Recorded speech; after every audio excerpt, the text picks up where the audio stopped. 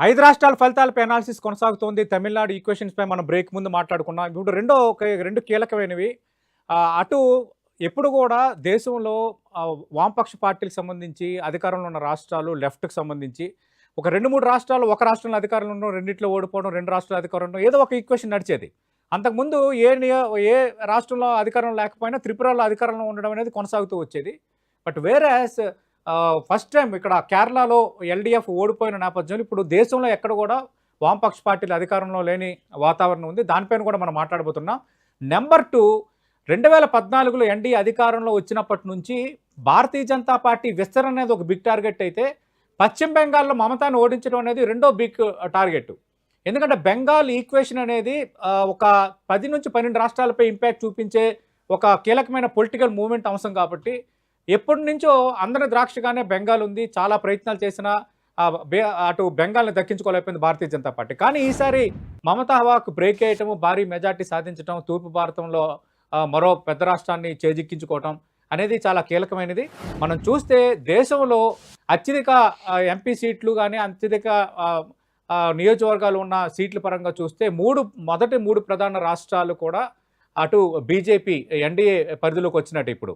ఎందుకంటే already Uttar Pradesh BJP అధికారంలో ఉంది. అలాగే మహారాష్ట్రలో 48 లోక్సభ స్థానాలు, మహారాష్ట్రలో ఎన్డీఏ అధికారంలో ఉంది.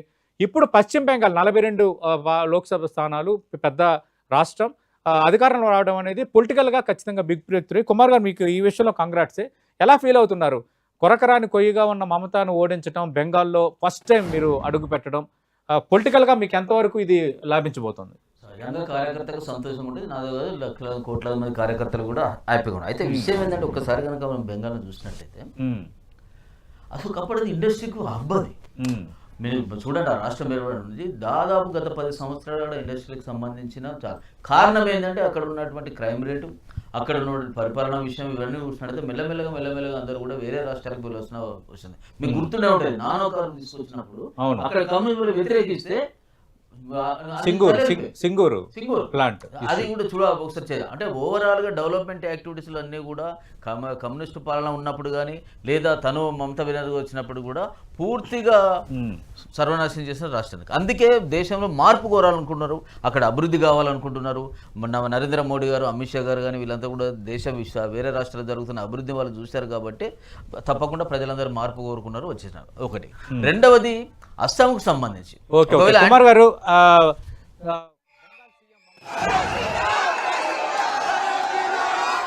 যেগুলো আমরা এগিয়ে আছি সেগুলো বলছে না, টোটালটাই মিথ্যে নিউজ খাওয়াচ্ছে। আগে ডিআইসিও এই খবরগুলো দিত, কিন্তু তাকে কালকে চেঞ্জ করে দেওয়া হয়েছে। টোটালটাই ইলেকশন কমিশন নিজের ইচ্ছে মতো খেলছে এবং সাথে কেন্দ্রীয় বাহিনীকে নিয়ে, এবং আমাদের পুলিশরা টোটাল মাথা নত করে কেন্দ্রীয় বাহিনীর আন্ডারে কাজ করছে। সুতরাং আমি আমাদের কাউন্টিং এজেন্টদের, আমাদের সমস্ত পার্টির কর্মীদের বলবো, অত মন খারাপ করার কারণ নেই। আমি বলেছিলাম সূর্যাস্তের পরে আপনারা জিতবেন। 3 রাউন্ড 4 রাউন্ড কাউন্ট হলেও এটা 14 রাউন্ড থেকে 18 রাউন্ড কাউন্ট হয়, তখন আপনারা জিতবেন। Wait and see, watch. আমরা সবাই আপনাদের সাথে আছি, আপনারা কেউ ভয় পাবেন না, নিশ্চিন্তে থাকুন। আমরা বাঘের বাচ্চার মতো লড়াই করে যাব।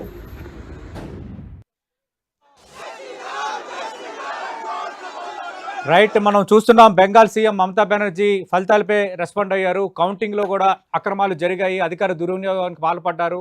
పోలింగ్ రోజు కూడా అటు సవ్యంగా ఏమీ కాని పరిస్థితి క్రియేట్ చేశారు. దీనిపై తుదికంట పోరాడతానని ఆమె ఫలితాల తర్వాత రెస్పాండ్ అవుతున్నారు. ఎందుకంటే ఆమె పోటీ చేసిన భవానీపూర్లో కూడా ఆమె వెనుకంజలో ఉండటం అనేది కూడా ఇక్కడ మనం గుర్తించుకోదగ్గ అంశం. మమతా బెనర్జీ కామెంట్స్పై ఏం చెప్తారు? ముందు నుంచి కూడా ఆమె ఆరోపిస్తున్నారు, టీఎంసీకి సంబంధించి విపరీతంగా మీరు అధికార దుర్వినియోగం చేశారు, ఈసీ పూర్తి స్థాయిలో టీఎంసీని టార్గెట్ చేసింది, చివరికి కౌంటింగ్లో కూడా అక్రమాలకు పాల్పడ్డారు, దీనిపై ఎంతవరకైనా తేల్చుకుంటానని ఆమె స్టేట్మెంట్ చేస్తున్నారు బెంగాల్లో.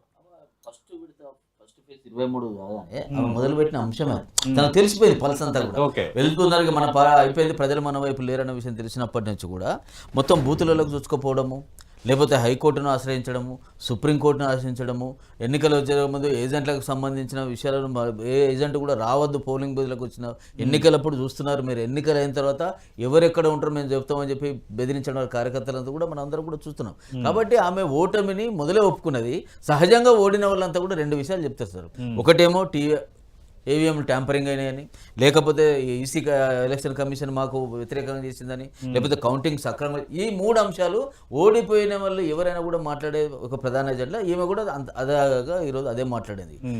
అది దాంట్లో పోలేదు. ఓవరాల్ ఆమె చేసిన పాలనను, తను చేస్తున్న పరిపాలనను, ప్రజల హింసను, ఇవి అన్నిటిని కూడా వేసి ప్రజలందరూ కూడా చేసిన విషయాన్ని మనం స్పష్టం చేయాలి. ముఖ్యంగా నరేంద్ర మోడీ గారు కానీ, అమిత్ షా గారు కానీ ఆమె చేస్తున్న ఆరాచకలను ప్రజల్లో తీసుకుపోవడంలో కార్యకర్తలు కానీ విజయం సాధించారు. కాబట్టి ప్రజలందరూ కూడా ఈసారి కార్యకర్తలు కానీ ప్రజలు కానీ పారిపోకుండా వాళ్ళ ఓటును వినియోగించుకున్నారు. ఇంతకుముందు గతంలో ఓటును వినియోగించుకునే అవకాశం మమతా బెనర్జీ ఇవ్వలేదు. కాబట్టి ఆ ఓటింగ్ 95%, 85% దాకా పోయి వాళ్ళ కార్యకర్తలు బూత్ క్యాప్చర్ చేసేసారు. ఇప్పుడు స్వేచ్ఛగా ఓటు హక్కు ఉన్న వాళ్ళంతా కూడా చేయడం వల్ల ఈరోజు ఆమె ఇంటి దారి పట్టింది. కానీ ఇంకా మిగతా అంశాలు చేయడానికి ఆమెకి అవకాశం లేదు. అది తప్ప అంతకన్నా మించి ఏం మాట్లాడలేదు. తన అల్లుడు చేసిన ఆరాచకాలు మాట్లాడుతుందా, కుంభకోణం మాట్లాడుతుందా, అభివృద్ధి చేయలేదని చెప్పి మాట్లాడుతుందా, మహిళలను హింసించని మాట్లాడుతుందా, ఇల్లు గాలబెట్టిన బీజేపీ నాయకులను మాట్లాడుతుందా? ఇవన్నీ మాట్లాడదు. అవన్నీ మాట్లాడదు కాబట్టి ఏకైక ఇది ఒకటే ఈసీ మాట్లాడడం తప్ప ఇంకో అంశం లేదు. రైట్. పాపారావు గారు, ఇక లెఫ్ట్ విషయానికి వద్దాం. కేరళలో అధికారం కోల్పోయింది. ఇప్పుడు లెఫ్ట్ అధికారంలో ఏ రాష్ట్రం లేదు దేశంలో. లెఫ్ట్ భవిష్యత్తు ఎలా ఉండబోతోంది? విజయన్ ఫస్ట్ టర్మ్ 5 years అద్భుతంగా నడిచింది. సెకండ్ టర్మ్లో కొన్ని స్కామ్స్ ఆరోపణలు రావటం, రైతులు యూత్లో వ్యతిరేకత పెరగటం అనేది కొన్ని అంశాలు చోటు చేసుకున్నాయి. గతంలో కూడా మనం మాట్లాడుకున్నాం ఎగ్జిట్ పోల్స్ రోజు. లెఫ్ట్ భవిష్యత్తుకు సంబంధించి ఏం చెప్తారు?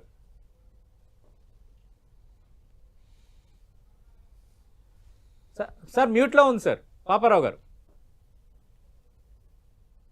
అది లెఫ్ట్ అని మీరు బ్రాడ్ గా ఒక మాట, వామపక్షం అనే మాట అంటే కామన్ పీపుల్ తాలూకు పార్టీగా ఫ్రెంచి చరిత్ర నుంచి వచ్చిన కామన్ పీపుల్ లెఫ్ట్ సైడ్ కూర్చునేవాళ్ళు, రాజుకు లెఫ్ట్ సైడ్ కూర్చునేవాళ్ళు, కామనర్స్ కూర్చునేవాళ్ళు, కామన్ జనాల తాలూకు ప్రతినిధులు.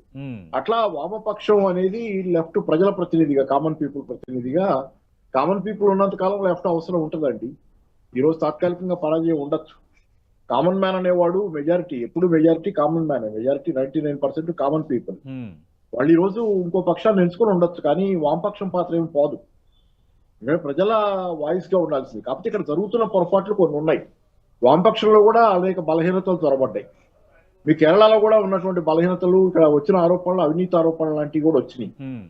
సరే, నిజమా కాదా ఈ పక్కన పెడితే, మీకు నేపాల్లో మనం చూస్తే, నేపాల్లో పడిపోయిన ప్రభుత్వాలు, పడిపోయిన రాజకీయాలు, కొత్తగా ఒక ఆయన అధికారంలోకి వచ్చారు. ఆయన నేపాల్ రాజధానికి మేయర్ గా ఉన్న ఆయన ఇప్పుడు ప్రధానమంత్రి అయ్యారు. అయితే ఆయన విచారణకు ఆదేశించాడు గతంలో ప్రధానమంత్రుల మీద, గతంలో నాయకులందరి మీద. వాళ్ళలో ముఖ్యంగా ఎక్కువ మంది కమ్యూనిస్టులే ఉన్నారు. అధికారం పరిపాలన ఎక్కువ కాలం చేసింది కమ్యూనిస్టులే కదా. అంటే వాళ్ళ మీద కూడా అవినీతి ఆరోపణలు వస్తున్నాయి. ఇప్పుడు ఎవరికి భిన్నంగా లేరు వీళ్ళు. మిగతా పార్టీలు ఎలా ఉన్నాయో కమ్యూనిస్టుల్లో కూడా కాస్త తేడాలతో కొన్ని బలహీనతలు ఈ సంస్కరణల తర్వాత వచ్చినాయి. కానీ ఏదైనా కానీ గతంలో లాగా కమ్యూనిస్టులు కూడా అందరూ లేరు. చాలా మంది ఉన్నారు, ఇంకా కొంతమంది గట్టిగానే మిగిలి. మరి బెంగాల్లో అధికారం పోయిన తర్వాత కూడా, మమతా బెనర్జీ అధికారంలోకి వచ్చిన తర్వాత కూడా బెంగాల్ నాయకులు ఎవరి మీద అవినీతి విచారణ చేయలేకపోయింది. ఆమె ఎవరి మీద అవినీతి ఆరోపణలు రాలా, జ్యోతి బసు రాలా, బుద్ధదేవ్ భట్టాచార్య అట్లా ఉన్నారు, ఉన్నవాళ్ళు కాదంటానికి వీల్లేదు. కానీ బలహీనతలు అనేవి కమ్యూనిస్టుల్లో కూడా బలంగా వచ్చినాయి అనేది నిజం. కాబట్టి వాళ్ళ మీద విచారణలు వచ్చే పరిస్థితి, ఈ రోజు నాలుగు గడుచుకోవాల్సిన పరిస్థితి కూడా వస్తుంది. ఇది ఓవర్కమ్ అవ్వాలి. అయితే ఏంటంటే ఓవరాల్ గా వీటిని అధిగమించడం తప్పదు. లెఫ్ట్ కూడా దీన్ని అధిగమించాలి. రెండోది, లెఫ్ట్ కు భవిష్యత్తు లేదనుకుంటే పొరపాటు. లెఫ్ట్ ఎప్పుడూ అవసరమే. మీరు చూడండి, శ్రీలంకలో చూడండి, శ్రీలంకలో మొన్న జరిగింది. శ్రీలంకలో ఎవరు వెళ్తుంది ఇప్పుడు, దిశనాయకి అనుకుంటా ఆయన పేరు. ఆయన కమ్యూనిస్టు, పక్కా కమ్యూనిస్టు. చాలా కమ్యూనిస్ట్ పార్టీలన్నీ కలిసి పోటీ చేసి గెలిచిని, అధ్యక్షుడిగా ఎన్నికయ్యాడు. అది ఎక్కడ ఏం జరిగింది, అంతకుముందు ఎన్నికల్లో అతను పోటీ చేశాడు 2019లో అనుకుంటా, 24లో అధ్యక్షుడు అయ్యాడు. 2019లో పోటీ చేసినప్పుడు అధ్యక్షుడిగా పోటీ చేస్తే 3% ఓట్లు వచ్చినాయి దిశనాయకి. నవ్వారు అందరూ, 3% ఓట్ల కోసం పోటీ చేసేది ఏం పార్టీ ఇదని. ఆ తర్వాత ఎన్నికల్లో 53% ఓట్లతో నెక్స్ట్ ఎన్నికల్లోనే దేశాధ్యక్షుడు అయ్యాడు. పార్లమెంట్ ఎన్నికల్లో అంతకుముందు 3 సీట్లే ఉన్నాయి పార్లమెంట్ లో, కమ్యూనిస్టులు అందరూ కలిపి. తర్వాత 153 సీట్లు అయినాయి ఆ పార్లమెంట్ ఎన్నికలు జరిగితే. సో అంత తేలిగ్గా లెఫ్ట్ ని కొట్టేలేరు మీరు. లెఫ్ట్ ఈ రోజు కనపడకుండా పోవచ్చు, కానీ లెఫ్ట్ లేకుండా పోవటం అనేది జరగదు. అది కాబట్టి లెఫ్ట్ ఉంటది, అంటే తాత్కాలికంగా కనుమరుగైంది తప్పకుండా. కానీ ఇంకోటి కూడా నేను చెప్పేది ఏంటంటే, రాజకీయాల స్వరూపాన్ని అర్థం చేసుకోవడంలో కాంగ్రెస్ పార్టీ కానీ, తృణమూల్ కాంగ్రెస్ కానీ, చాలా మంది కమ్యూనిస్టులు కూడా ఈ రోజు ఇక్కడ ఫెయిల్ అవుతుంది. మనమంతా చాలా మంది ఎక్కడ ఉంటే, ఈ రాజకీయాలు నడుస్తుంది గత రాజకీయాలు కాదు, చరిత్రలో పాత రాజకీయాలు కాదు. ఈ రోజు ఇన్సెక్యూరిటీ, అన్సర్టినిటీ జనాల జీవితంలో చాలా ఉంది. ప్రైవేటైజేషన్ వచ్చి, గిగ్ ఎకానమీ ఇట్లాంటివన్నీ వచ్చిన తర్వాత జీవితం సర్టెనిటీ లేదు ఎవరికి. ఈ అన్సర్టినిటీ ఉన్న దీనిలో అజ్ అండ్ దెమ్ అనేది వచ్చింది. మనము మనం కాని వాళ్ళు, బయట వాళ్ళు మనం అనేది. ఓకే. అంటే ఒక రకమైనటువంటి రైవలరీ ఫీల్ అవుతున్నారు జీనోఫోబిక్, అంటే విదేశస్తుల పట్ల. అంటే ఇక్కడ భారతదేశం కేరళలో మతస్థుల- కేరళలో మేము అధికారంలోకి వచ్చాము, తమిళనాడులో ఎక్కడ అన్నా డిఎంకే బీజేపీ ఎలియన్స్ కి ఎక్కడ అధికారం ఇవ్వలేదు కదా, కాంగ్రెస్ పార్టీకి ఎలా ఎందుకు మైనస్ అవుతుంది ఇది, మేము కొంచెం ఎక్స్పెక్ట్ చేసిన ఫలితాలు ఇవని బలమూరి వెంకట గారు అంటున్నారు. అంటే కేరళకు మాకు ఇప్పుడు మైనస్ అంటే కాంగ్రెస్ పార్టీకి ఇప్పుడు తమిళనాడులో 5 సీట్లే వచ్చినాయి నాకు తెలిసి. అయితే ఇందాక రెండే కనపడుతున్నాయి తమిళనాడు గారు. ఎక్కడ తమిళనాడు ఇక్కడ ఉంది కదా, కాంగ్రెస్ పార్టీకి ఏం కనపట్టల్లా. అది మరి వాళ్ళు పార్టీ పరంగా ఇప్పుడు వాళ్ళు పొత్తు పెట్టుకున్నారు డిఎంకేతో, వాళ్ళకు కూడా కొన్ని సీట్లు ఉండాలనేది. మరి ఎన్ని ఉన్నాయో నాకు తెలియదు. అక్కడ వెంకట్ గారు చెబితే బాగానే ఉంటుంది, కానీ వాళ్ళు ఫెయిల్ అవుతున్నారు చాలా చోట్ల. ఇప్పుడు గతంలో కూడా లాలూతో పొత్తు పెట్టుకున్నప్పుడు చాలా సీట్లు తీసుకున్నారు తేజస్విని యాదవ్ తో. అక్కడ వాళ్ళు భర్జనయ్యారు తేజస్విని యాదవ్, అప్పుడు దానివల్ల ఓడిపోయినటువంటి పరిస్థితి గతంలో. వాళ్ళు కూడా రీథింక్ చేసుకోవాలి. అంటే పాత రాజకీయాల మోసపోతలో ఉన్నారు. దాన్ని బీజేపీ బాగా ఎక్స్ప్లాయిట్ చేస్తుంది. వీళ్ళంతా పాత రాజకీయాల, పాత పద్ధతిలో ఓట్ బ్యాంక్ రాజకీయాల మోసపోతలో ఉన్నారు. రైట్, అది అడుగుదాము బలమూరి వెంకట గారిని. బలమూరి వెంకట గారు, ఇంకా విధానాల విషయంలో మార్పులు రావట్లేదు కాంగ్రెస్ పార్టీలో అని అంటున్నారు. ఎందుకంటే బీహార్లో కూడా మీరు ఒక అటు ఆర్జేడీ మీ మధ్య కాంబినేషను, అక్కడ ఉన్న పొందికలు కుదరకపోవటం, కొంత మీ మైనస్లో బీజేపీ ప్లస్ అవటం, వాళ్ళు అక్కడ పవర్లో వచ్చిన వాతావరణం ఉంది JDU BJP combination. But whereas ఇక్కడ తమిళనాడులో కూడా ఒక రకమైన పరిస్థితి మీకు కనిపించింది, డిఎంకే ఓడిపోవటం.